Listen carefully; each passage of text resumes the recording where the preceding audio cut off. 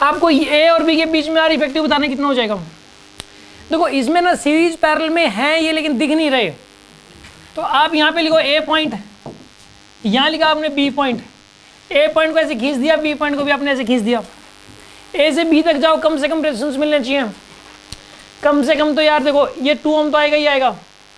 ऐसे चले जाओ आप, ठीक है जाओ आप, ये 2 ओम आया, फिर बताइए आप 30, 20 और 8, 30, 20 और 8, 30, 20 और 8 आ गया, ठीक है जी, ये 2 गया, 30 गया, 20 गया और 8 गया। अब यार ए से बी जाओगे तो 2 तो फिर से आएगा ही आएगा, कोई बात नहीं आने, क्योंकि हमारे पास मजबूरी है यार, 2 के ऊपर से होके तो जाना ही जाना पड़ेगा अपने को, तो यहाँ भी 2 के ऊपर से होके चले जाओ, ठीक है जी। इसको अलग कलर से कर लेते हैं अब, इस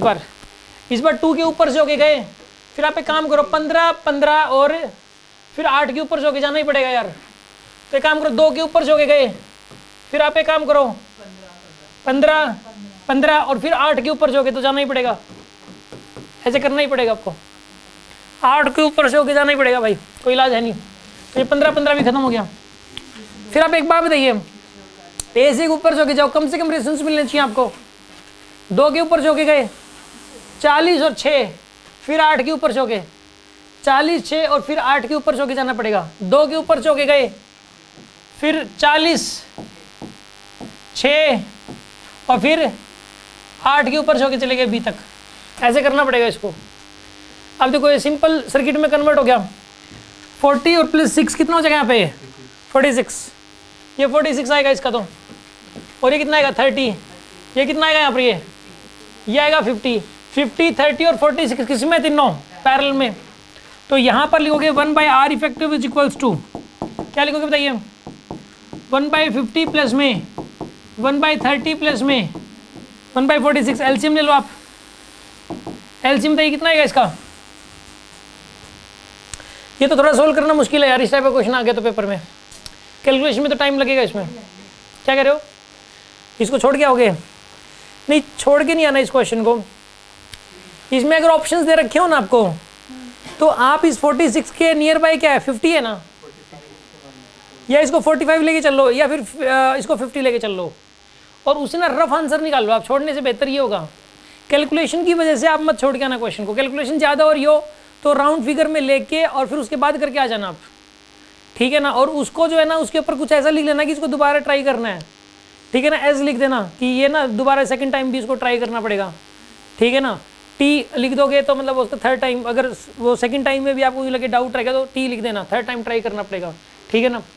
इसमें ऐसा करो आप इसको ना आर इफेक्टिव ले लेना, फिर ये दोनों किस में हो जाएंगे उसके साथ सीरीज में, उसमें 10 और ऐड कर देना, इसके अंदर एक काम करो अभी तो आप ऐसा करो, फिर एलसीएम ले ही लो प्रॉपर, इसको प्रॉपर कर लेते हैं, क्या कह रहे हो 450